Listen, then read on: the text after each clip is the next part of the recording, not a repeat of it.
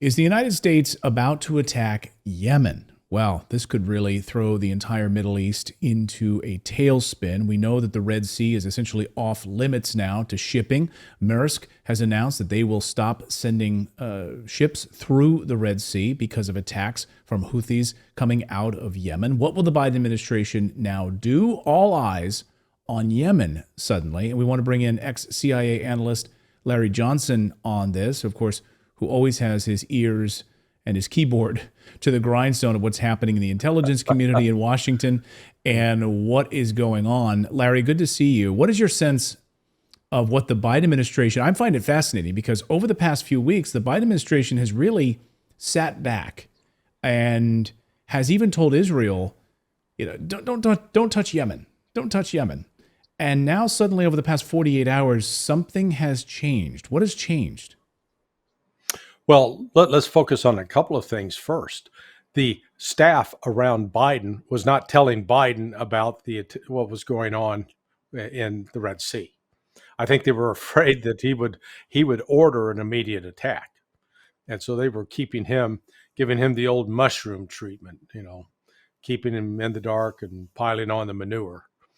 But I think part of the reason for the hesitancy is, even though these ships appear to be sort of all powerful and a mighty presence, they have been expending a lot of munitions, shooting down drones and some of these missiles. And it's not easy to resupply them with that. In fact, these ships, in order to be resupplied, it's not a simple matter of a helicopter flying something in or another ship pulling up alongside and hoisting them over the guardrails. They're going to have to go into a port to be basically refitted. So, that is a concern because they may not have actually enough firepower.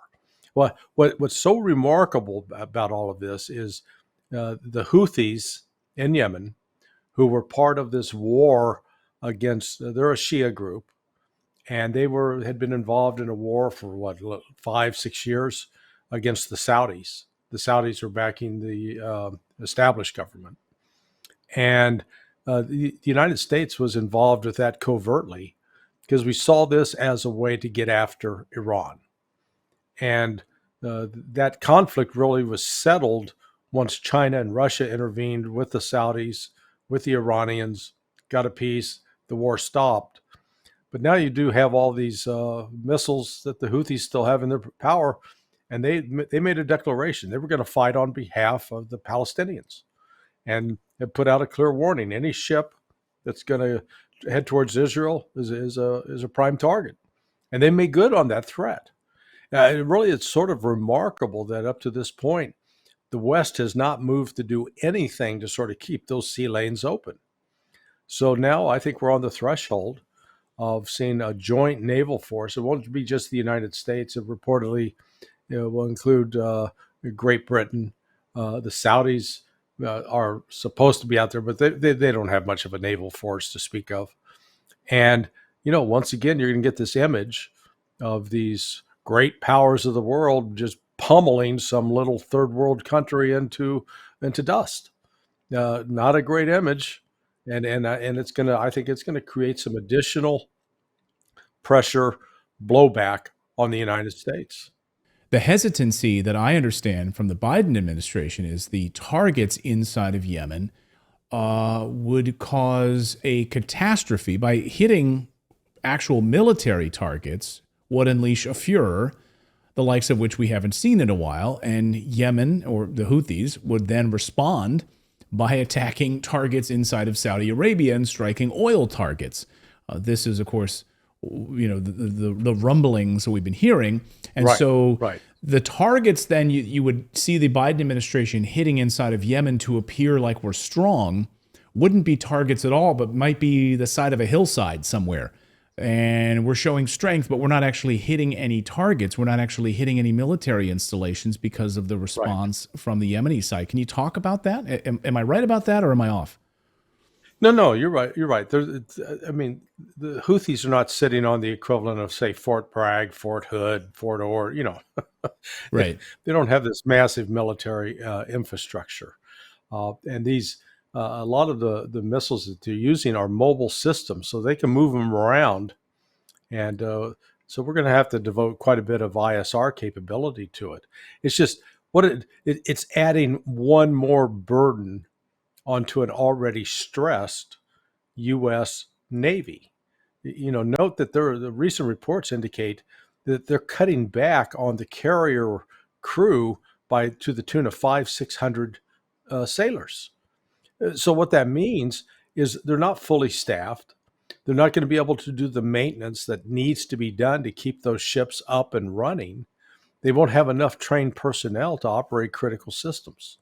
So there are real limitations. And then you get to the issues of resupply of munitions, because it's very cost effective for the Houthis to fire a bunch of drones.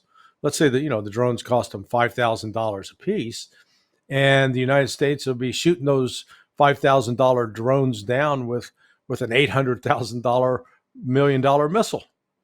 The mathematics work against you pretty quickly. Uh, I don't know if the Houthis are willing to reignite the war with Saudi Arabia, because if they do hit the oil fields, that will reignite it. I think at this point, Iran would be counseling them no, because Iran doesn't see anything in its advantage to getting into a war, a proxy war with Saudi Arabia right now. They've reestablished diplomatic relations. Things are calmer, and they're focused right now on what's happening in the Gaza Strip to the Palestinians. But meanwhile, the Red Sea, it's it's a shit show. I mean, let's be honest, right? Yeah. I mean, now you have all of these container ships having to go completely around to make deliveries here instead of going through the Red Sea. They're essentially controlling the Suez Canal. Of course, this was a major fear. This is, of course, something Israel absolutely didn't want, and wants their own canal, of course. And the history, you can go back to the Ben Gurion Canal, right? So the Suez Canal has always been a flashpoint, and now it's essentially under the control of BRICS nations, essentially. And this is a major, perhaps, act of war on the part of the Houthis. And it's going to be interesting to see in the next week or so what the Biden administration does. What is your sense of that? Do you think that we are going to launch some sort of a large-scale military strike with the help of the Brits? Oh, yes. Yeah. No, I think it's going to happen. It is, in terms of international law, this will be a fully justified military response reaction to protect the sea, keep the sea lanes open. Because it's not just the cargo ships, the container ships; it's also the oil tankers. They're steering clear too, and so that's a significant amount of oil that's not making its way up into the Med, and that'll be a concern both for the countries. It may very well be that even some of the oil is Iranian, or some of it's Saudi, but while it's justified from a military standpoint, the political reaction, I think, is going to be quite the opposite, because again, it's the image of the bully beating up on the kid in the wheelchair. Now, I mean, the kid in the wheelchair may have been obnoxious, but once again, it's the United States. We only have two notes anymore. It's either economic sanctions or it's military intervention. Diplomacy, gone, died with Henry Kissinger. But because we've become this two-note Charlie, we're being perceived by the world as somebody that is prone to be quick on the trigger. So, the perception management of it, it's not going to be helped by Joe Biden. I mean, you think Joe Biden coming out to publicly defend it, it's just, it's going to reinforce the image of the United States is just dangerous.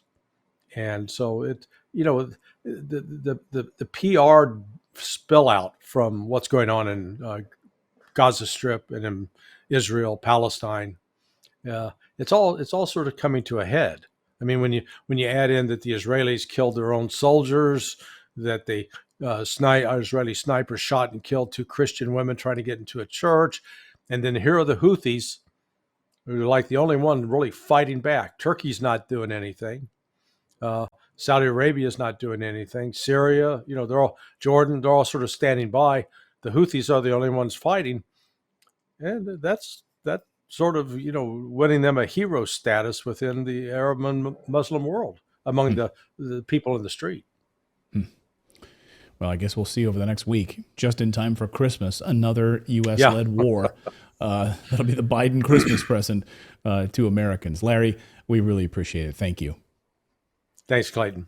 Thank you so much for watching this segment here at Redacted. We are live every day at 4 p.m. Eastern Time, trying to share the stories that the mainstream media will not cover. You should also come over and join our community of Redacted Rebels over at redacted.inc. That's our private locals community where we can share exclusive content that we simply cannot share here on YouTube. Come over and join the rebellion together right now by going to redacted.inc. We'll see you next time.